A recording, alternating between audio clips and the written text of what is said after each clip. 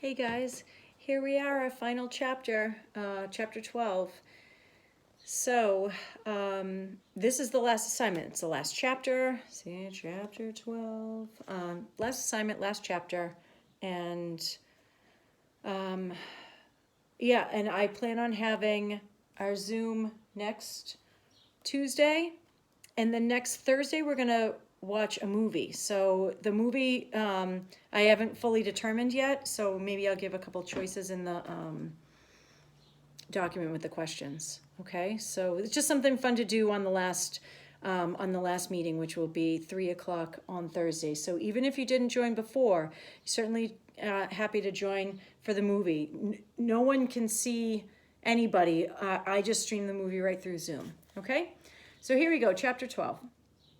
The first Friday of the new year, Daryl did not walk to the supermarket parking lot to meet Tyree. Instead, he took the back street to school. Daryl pictured Tyree and Rodney standing by the supermarket waiting for him. He wondered what they would think when they realized he was not going to meet them. Daryl could almost hear Tyree yelling and cursing. Daryl knew Tyree and Rodney would try to get the money from him somehow, but he was not going to pay them again, even if Tyree hurt him. Daryl had decided that his days in school were miserable whether he paid Tyree or not. So why pay him?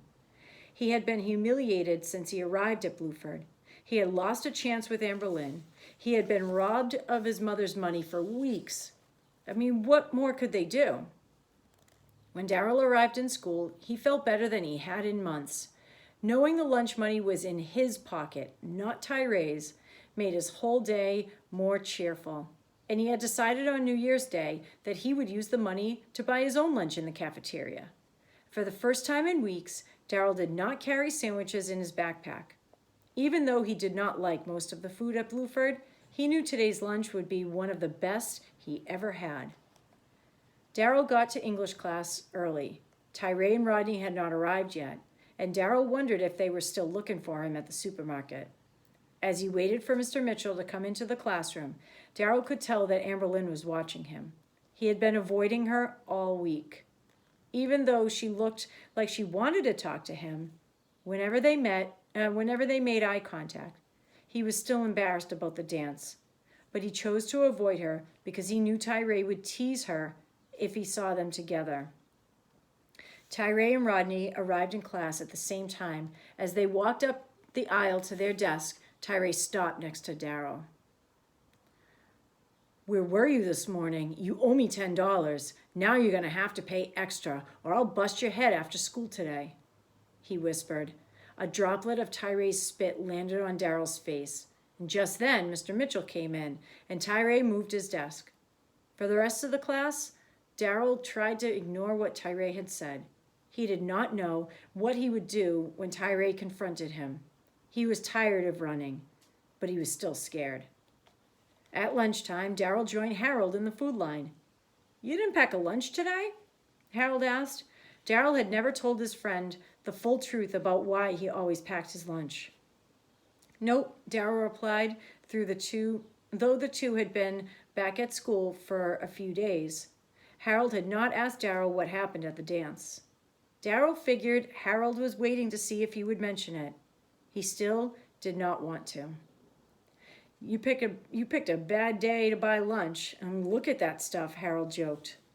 As a server passed Daryl a plate full of meatloaf that looked like a brown sponge, covered in a chunky brown gravy. Next to the meatloaf was a mushy glob of mashed potatoes and some overcooked peas and carrots. Both boys grabbed a large cup of soda, paid for their food, and began making their way back towards their table. Suddenly, Daryl saw Tyree walking towards him. Daryl's heart raced. He had nowhere to go. At first, Tyree looked as if he might pass right by Daryl, but as he got near, he pretended to trip. In one swift motion, Tyree fell forward, reached an arm under Daryl's tray, and flipped it. The tray spilled onto Daryl's body, dumping mashed potatoes, gravy, and vegetables all over his clothes, and then falling into a large slippery mess at his feet. Soda and ice splashed all over his pants. The tray hit the cafeteria floor with a loud crash, and for a second, the usual murmur of the cafeteria hushed as students looked to see what happened.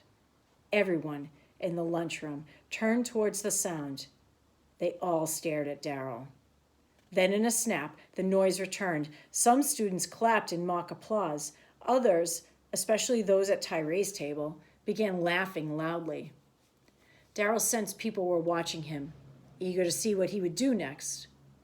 The room grew charged, like the air before a bad storm. "Whoops, sorry about that," Tyree said with a grin, and walked off towards his friends. Daryl picked up the tray and walked over to his seat across from Harold. He grabbed some napkins and started whipping the food from his t-shirt. He saw Amberlynn watching him from her table. She looked concerned. Daryl hated that she had seen what happened. He wanted to talk to her and explain why he left her at the dance, that he was trying to protect her from Tyree. But he could not talk to her now, not with food dripping down his shirt. Daryl was about to get a new tray of food when he saw Miss B, the nice old woman who worked in the lunchroom, coming out to clean up the spilled food. Daryl watched as she struggled to move a heavy yellow bucket filled with soapy water. He could see by the look on her face that she was in pain. He remembered how she said her back had been sore for months. Daryl watched her as she slowly stooped over and picked up the large pieces of food by hand. He could almost hear her old bones groaning. Anger started to bubble inside Daryl. Daryl got up to help her. He was sick of what always happens at Blueford, and how everyone seems to ignore how Tyree hurts others like Miss B, Amberlynn, or himself. Daryl thought of the time at the dance, the days in the locker room, and now in the lunchroom. Too many times, people look the other way when they should be doing something, Daryl thought. He remembered his uncle's words. A man's got to stand up when someone else is in trouble, even if it means he might get himself into trouble. Daryl leaned over and scooped up a piece of the spilled meatloaf.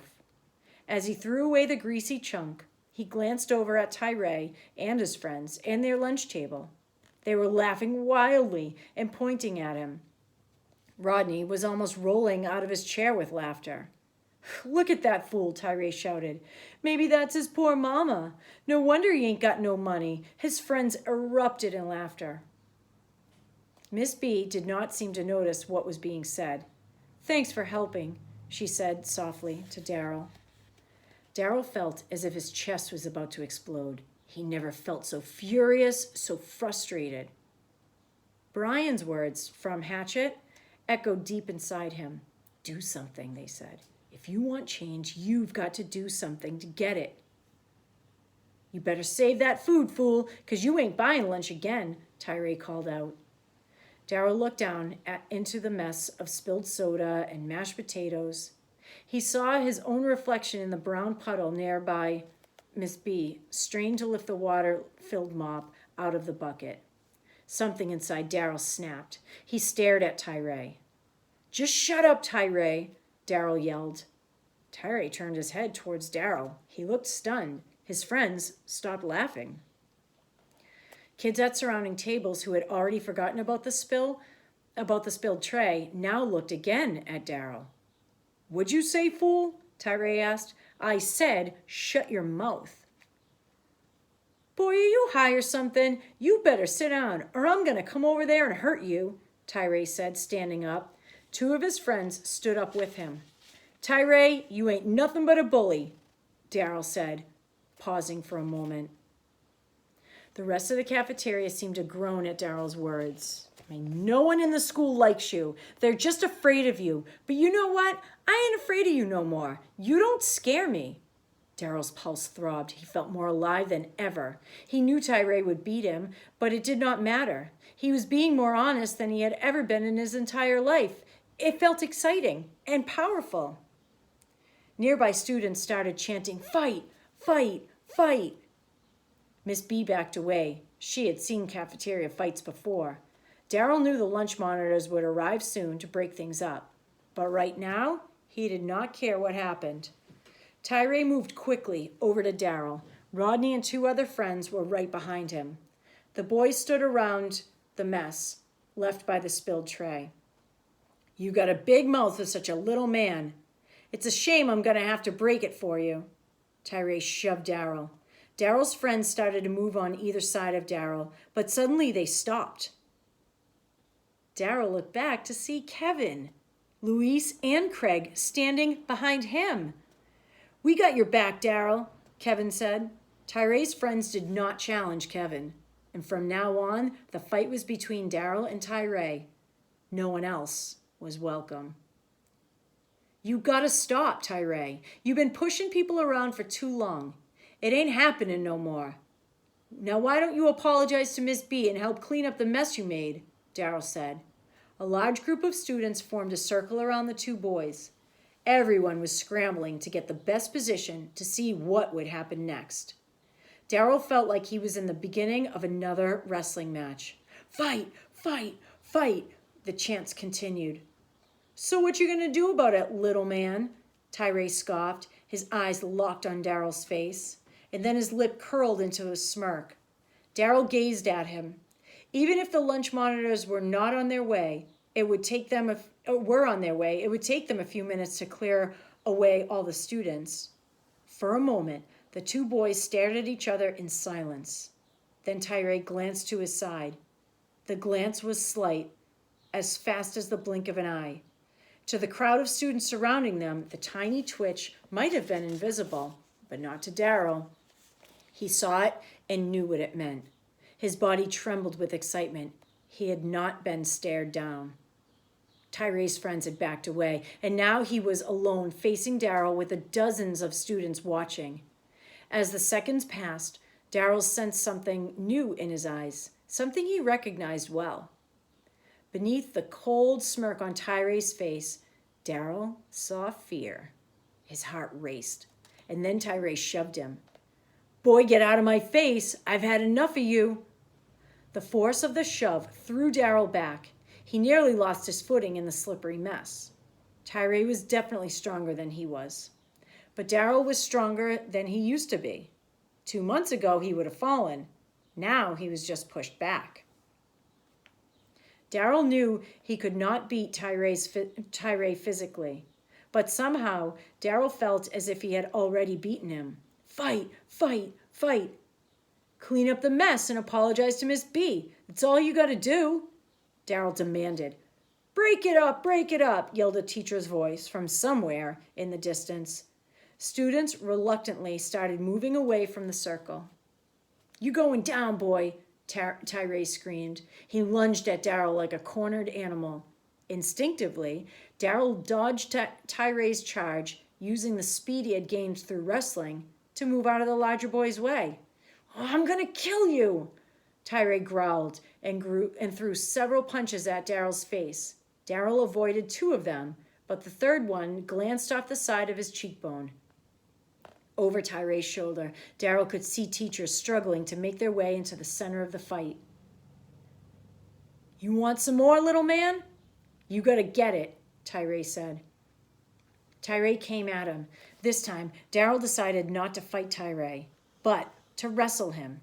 As Tyree came in, Daryl charged him as if he were an opponent in a wrestling match. He decided to use his favorite wrestling move, the double leg takedown. In one quick motion, Daryl darted underneath Tyree and locked his arms around Tyree's legs. "What are you doing, fool?" Tyree yelled. The two were so close that Tyree had no room to punch him. Instead, he tried pounding on Daryl's back. Daryl felt Tyree's fist slamming into his back, but the blows did not have much force. Ignoring them, Daryl quickly hoisted Tyree in the air. "Let me go!" Tyree yelled, his feet off the ground. "Okay," said Daryl, finishing the takedown. He tossed Tyree to the side and sent the bully crashing down into the cafeteria floor. And just as he let Tyree go, Daryl saw him put his hand down to cushion his fall, and then he heard a loud, wet snap and scream. Tyree was on the ground, squirming and rolling into the spilled food. He was holding his wrist. "It's broke! It's broke!" he cried. Soda and mashed potatoes covered his face, and meatloaf was smeared all over his pants. A few bits of vegetables were caught in his hair. "It's broke," he whimpered. "You broke it."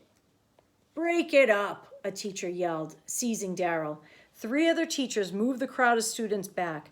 Mr. Mitchell was one of them. Quickly, he glanced at Daryl and then went to help Tyree. Rodney and the rest of Tyree's friends were silent. They looked stunned. All of them were sent to the principal's office. Daryl knew he would probably be suspended, but he did not care. For the first time at Bluford, Daryl felt free. He had toppled the bully. And then in the principal's office, with Mr. Mitchell and Coach Lewis behind him, Daryl had told the truth about what had happened since he arrived at Bluford.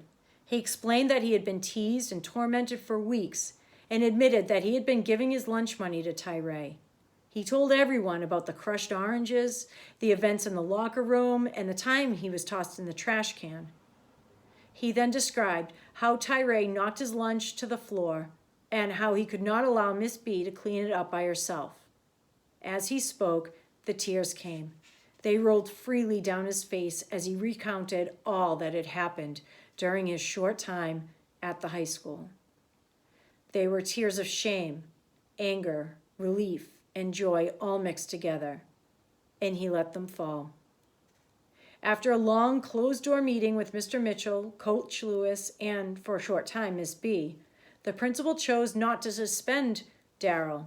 She informed him that she was suspending Tyree for 3 days and that she planned to have a meeting with both of their parents.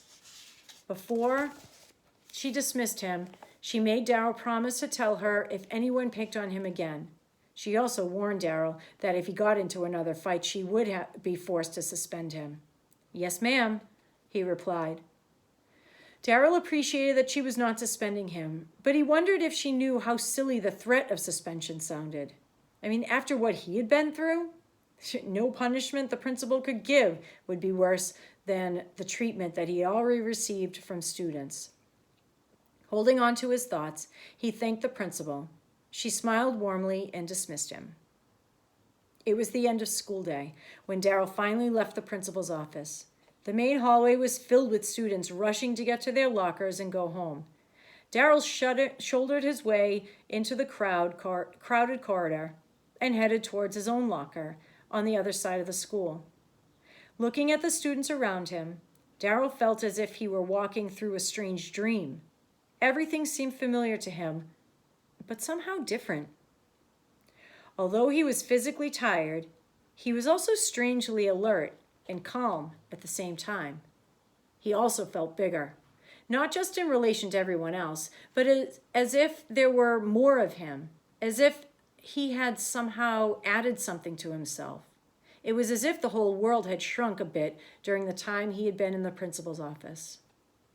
Instead of rushing through the hallway, as he normally did with his head down, Daryl decided to slow down and to look at the people around him. Something has definitely changed, Daryl thought as he made his way through the corridor. He could feel it in his bones, in every cell of his body. He was not the person who stepped off the bus from Philadelphia a few months ago. Bluford's once threatening hallways no longer frightened him, and Tyree, the bully who had tortured him for months, had diminished too. Daryl knew he would face Tyree again. The meeting the principal had scheduled for the 2 boys and their parents would take place early next week. Besides that meeting, there were still months of shared English and gym class ahead of them. There were also lunch. But now, Daryl was not bothered by the thought of seeing Tyree. More powerful than the painful memories was a new memory. The look on Tyree's face when he cowered before Daryl on the cafeteria floor, clutching his shattered wrist. In that instance, Tyree's power over Daryl had been broken. Daryl walked past the hallway where Tyree and Rodney once shoved him, and he wondered what Tyree and his friends would do in the weeks to come. Would they seek revenge? Would someone else try to fill Tyree's shoes? Probably.